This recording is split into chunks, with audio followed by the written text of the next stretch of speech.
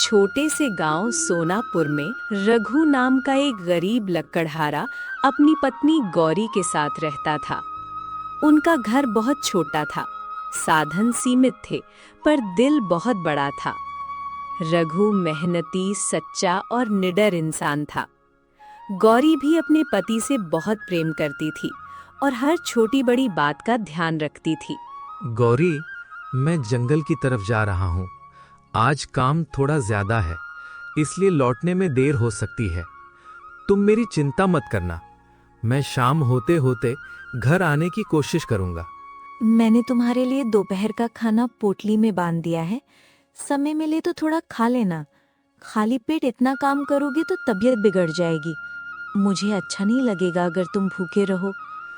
तुम जानती तो हो, मैं जंगल में बैठकर खाना बहुत कम खाता हूँ, फिर भी तुम रोज इतनी लगन से पोटली तैयार कर देती हो। तुम्हें मेरी हर छोटी जरूरत का कितना ख्याल रहता है। सच कहूं तो तुम्हारे होने से ही ये कठिन जीवन आसान लगता है। पति का ध्यान रखना मेरा धर्म भी है और सुकून भी। तुम सुरक्षित रहो, बस यही मेरी प्रार्थना है। काम करते समय सावधान रहना, और हाँ, जरूरत हो तो थोड़ा आराम भी कर लेना। इतना कहकर रघु कुल्हाड़ी उठाकर जंगल की ओर चल पड़ा।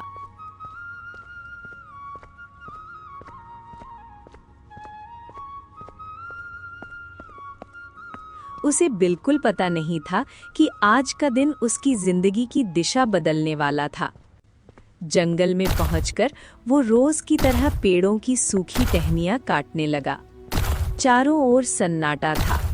तभी अचानक उसे कराहने की आवाज सुनाई दी। अरे, कोई है क्या? मुझे बहुत तेज पीड़ा हो रही है। क्या कोई मेरी सहायता करेगा? मैं अब और सहन नहीं कर पा रहा। कौन हो तुम? सामने आओ, छिपो मत। तुम्हारी आवाज तो किसी इंसान जैसी लग रही है। आखिर कौन है जो मुझे इस घने जंगल में पुकार रहा है?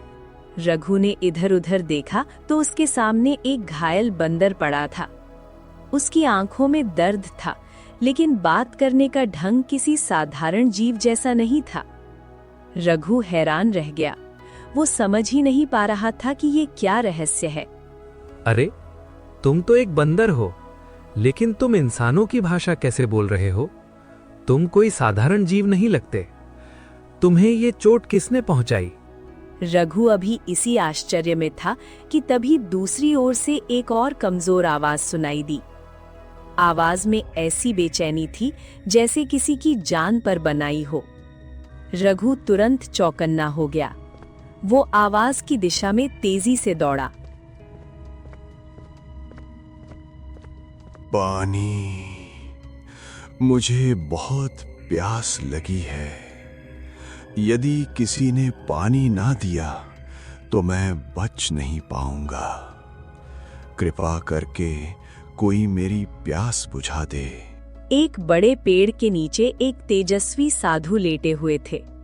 उनका चेहरा दिव्य था, लेकिन शरीर प्यास से व्याकुल लग रहा था। रघु ने तुरंत उनके पास घुटनों के बल बैठकर हाल पूछा। साधु की सांसें तेज चल रही थीं। बेटा, मेरा गला बिल्कुल सूख चुका है।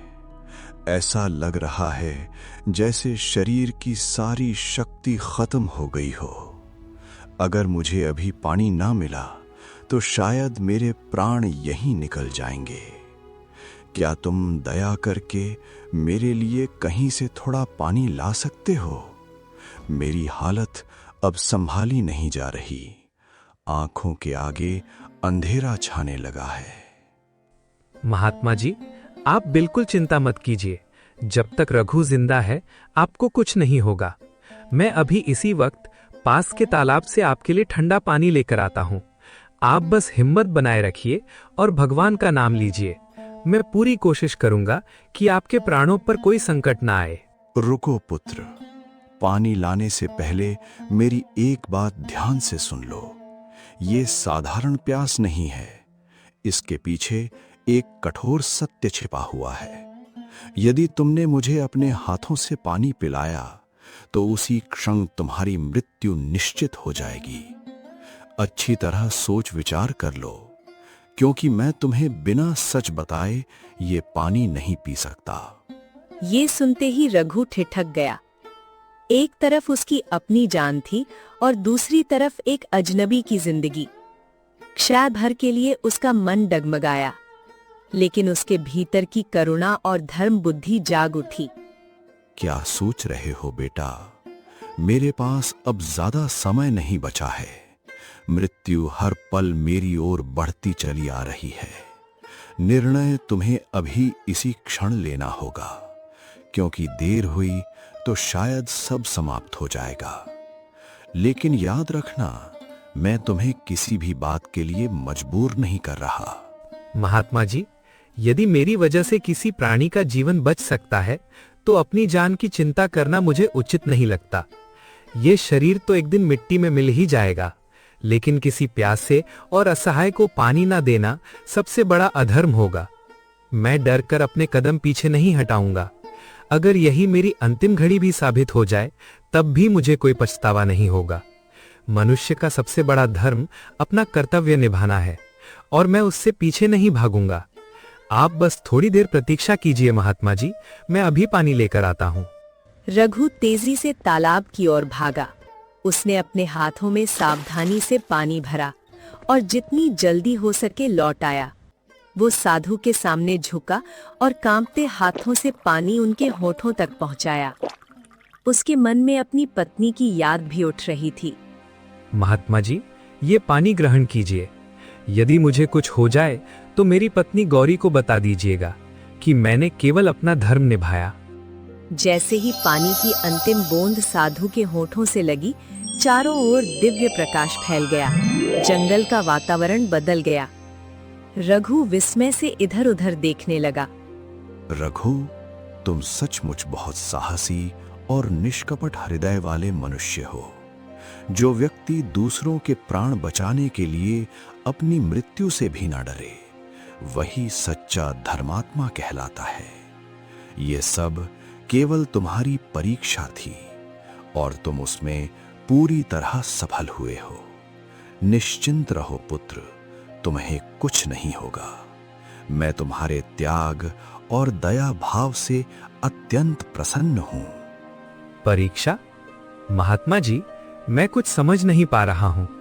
अभी कुछ क्षण पहले आप मृत्यु के द्वार पर खड़े दिखाई दे रहे थे। आप आखिर हैं कौन और मेरे साथ ये सब क्यों हुआ? कृपया मुझे सच्चाई बताइए, मेरा मन बहुत विचलित हो रहा है। मैंने केवल तुम्हारे मन की सच्चाई और तुम्हारे हृदय की पवित्रता को परखना चाहा था। इस संसार में बहुत लोग दया का दिखावा करते हैं, लेकिन संकट आते ही पीछे हट जाते हैं। परंतु तुमने बिना किसी स्वार्थ और भय के मेरी सहायता करने का निर्णय लिया। ऐसा निस्वार्थ और करुणा से भरा मनुष्य इस दुनिया में बहुत दुर्लभ होता है। तुम्हारा कल्याण निश्चित है पुत्र। इतना कहकर साधु वहीं से अदृश्य हो गए। रघु आश्चर्य में डूबा रह गया, पर फिर उसे घायल बंदर की याद आई। वो तुरंत वापस उसी स्थान पर गया। बंदर अभी भी दर्द से कराह रहा था।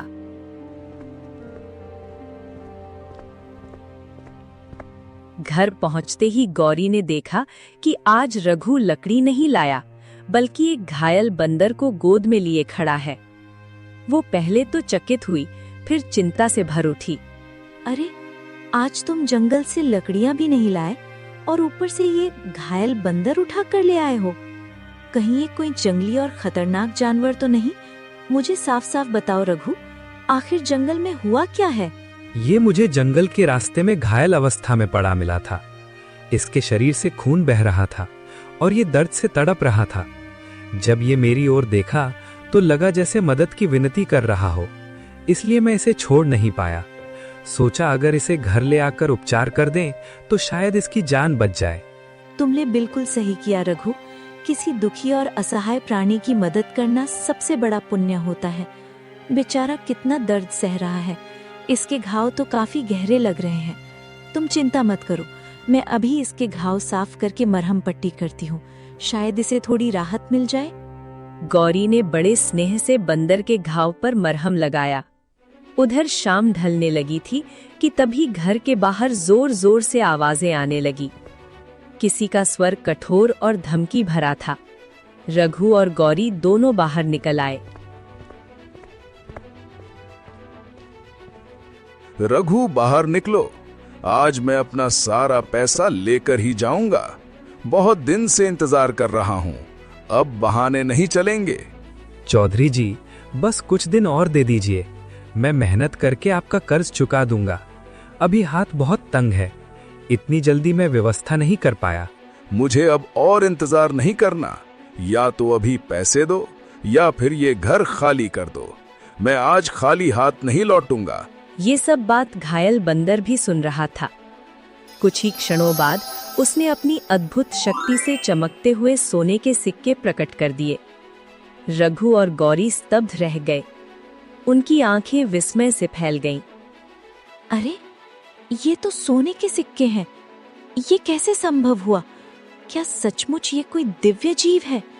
मैंने ऐसा चमत्कार पहले कभी नहीं देखा। इन सिक्कों से अपना कर्ज चुका दो। तुम दोनों ने बिना स्वार्थ मेरी सेवा की है। ये तुम्हारी भलाई का प्रतिफल है। अब किसी के सामने झुकने की जरूरत नहीं। चौधरी जी, ये लीजिए आपका पूरा कर्ज। अब हमारा हिसाब यहीं समाप्त हुआ। आगे से मेरे घर आकर अपमान करने की कोशिश मत कीजिए। गरीब हूँ पर सम्मान से जीता हूँ। और सुन लीजिए, अब दोबारा हमें डराने की चेष्टा मत कीजिएगा। हम मजबूर जरूर थे, लेकिन बेइज्जती सहने के लिए नहीं बने। अरे बेटी गौरी, तुम तो यूं ही नाराज हो रही हो। मैं तो बस मजाक में थोड़ा सख्त बोल गया था। ठीक है, अब कर्ज पूरा चुका दिया गया। मैं चलता हूँ। चौधरी वहां से चला गया। लेकिन रघु के जीवन में अभी एक और बड़ी घटना होना बाकी थी। उधर अमृतगढ़ के राजमहल में राजा सूर्यकेतु सिंह गहरी चिंता में बैठे थे। उनकी कोई संतान नहीं थी और वे अपने राज्य का भविष्य लेकर चिंतित थे। महात्मा जी, मैं चाहता हूं कि राज्य किसी योग्य और धर्मनिष्ठ व्यक्ति के हाथों में जाए। मुझे ऐसा इंसान चाहिए जिसके भीतर लालच ना हो और जो न्यायप्रिय हो। क्या आपकी दृष्टि में कोई ऐसा व्यक्ति है? महाराज, मेरी नजर में एक व्यक्ति है। वो कोई राजघराने से नहीं, बल्कि एक साधारण लकड़हारा है। उसका नाम रघु है। राजा ने ये नाम सुना तो उन्हें आश्चर्य हुआ, पर महात्मा की बात पर उन्हें पूर्ण विश्वास था। तभी पास खड़ा मंत्री भैरव दत्त भीतर ही भीतर जल उठा। उसके मन में राज सत्ता पाने की महत्वाकांक्षा पल रही थी। महाराज, यदि आपकी आज्ञा हो तो मैं स्वयं उस व्यक्ति को दरबार में बुलाकर लाता हूँ। ऐसे महत्वपूर्ण कार्य में विलंब नहीं होना चाहिए। मुझे ये दायित्व सौंप दीजिए। ठीक है मंत्री, तुम तुरंत जाओ और उस रघु को सम्मान सहित यहाँ लेकर आओ। मैं उससे मिलना चाहता हूँ। मंत्री भैरव दत्त तुरंत रघु के घर पहुंचा। उसके चेहरे पर विनम्रता थी, पर मन में छल भरा हुआ था। रघु ने उसे देखकर आदरपूर्वक प्रणाम किया। उसे समझ नहीं आया कि मंत्री उसके घर क्यों आया है। रघु, महाराज ने तुम्हें राज दरबार में बुलाया है। तुम्हारी ईमानदारी की चर्चा पूरे राज्य में फैल चुकी है। राजा स्वयं तुमसे मिलना चाहते हैं। ये तुम्हारे लिए बड़ा सम्मान है। मैंने ऐसा कौन सा कार्य कर दिया जो मेरी चर्चा राजमहल तक पहुंच गई? फिर भी यदि महाराज ने बुलाया है तो मैं चलने के लिए तैयार हूं। गौरी, तुम चिंता मत करना, मैं जल्दी लौट आऊंगा। घर का ध्यान रखना और इस वानर मित्र को भी संभाल कर रखना। तुम सावधानी से जाना। मुझे न जाने क्यों मन में हल्की बेचैनी हो रही है, लेकिन मुझे तुम्हारी सच्चाई पर विश्वास है। भगवान तुम्हारी रक्षा करेंगे। रघु मंत्री के साथ चल पड़ा।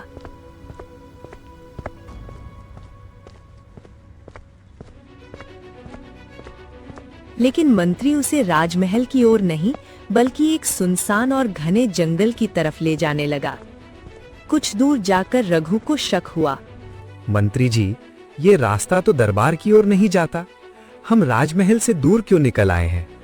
चारों ओर तो केवल जंगल ही जंगल दिखाई दे रहा है। आखिर आप मुझे कहाँ ले जा रहे हैं? क्योंकि तुम्हें दरबार नहीं, बंदी गृह पहुंचाना मेरा उद्देश्य है।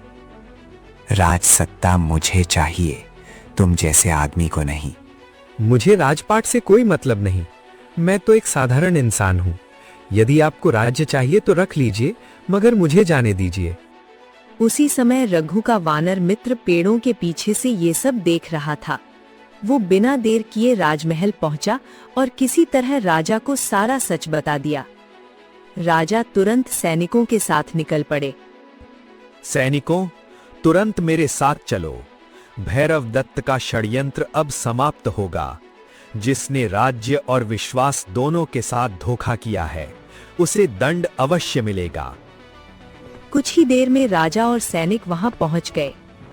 मंत्री के चेहरे का रंग उड़ गया। उसकी चालाकी उसी पर भारी पड़ चुकी थी। रघु ने राहत की सांस ली। भैरव दत्त, तुम्हारा सारा छल मेरे सामने आ चुका है। तुमने मेरे विश्वास को तोड़ा है। अब तुम्हें कारागार में डाल दिया जाएगा। ऐसे विश्वासघाती को क्षमा नहीं मिल सकती। महाराज, अब गलत समझ रहे हैं। मैं तो रघु को लेकर ही आ रहा था। मुझसे भूल हो गई। कृपा करके मुझे दंड मत दीजिए। चुप रहो, सत्य सामने है। सैनिकों, इसे तुरंत बंदी बना लो। अब ये राज्य के योग्य नहीं रहा। सैनिकों ने मंत्री को पकड़ लिया। राजा फिर रघु की ओर मुड़े। उनके चेहरे पर संतोष था, जैसे उन्हें वही व्यक्ति मिल गया हो जिसकी वे खोज कर रहे थे। रघु विनम्रता से सिर झुकाकर खड़ा रहा। रघु, तुम्हारी ईमानदारी, साहस और करुणा ने मुझे प्रभावित किया है। आज से तुम मेरे राज्य के नए मंत्री हो। मुझे ऐसे ही मनुष्य की आवश्यकता थी, जो सत्ता नहीं, धर्म को महत्व दे। महाराज, मैं तो एक साधारण लकड़हारा हूँ। राजनीति और राजकाज का मुझे अनुभव नहीं। मैं इस योग्य कैसे हो सकता हूँ? मुझसे ये भार कैसे संभलेगा? यही तुम्हारी सबसे बड़ी योग्यता है। जिसे पद का लोभ नहीं होता, वही पद का सच्चा अधिकारी होता है। तुम न्याय करोगे, मुझे पूरा विश्वास है। इस प्रकार एक गरीब लकड़हारा अपनी सच्चाई, करुणा और साहस के बल पर राज्य का मंत्री बन गया। उस दिन के बाद अमृतगढ़ में न्याय और ईमानदारी की नई शुरुआत हुई। गरीब, असहाय और पीड़ित लोगों को सम्मान मिलने लगा और रघु तथा गौरी का जीवन भी सुख और सम्मान से भर उठा। अरे दोस्तों, देखो ये लिखा है टून दुनिया को सब्सक्राइब करें, ऐसे थपक और लाइक भी जरूर। और ये रहा शेयर वाला तीर, उड़ जा, टाड़ा, घंटी बजाओ, मजा बढ़ाओ।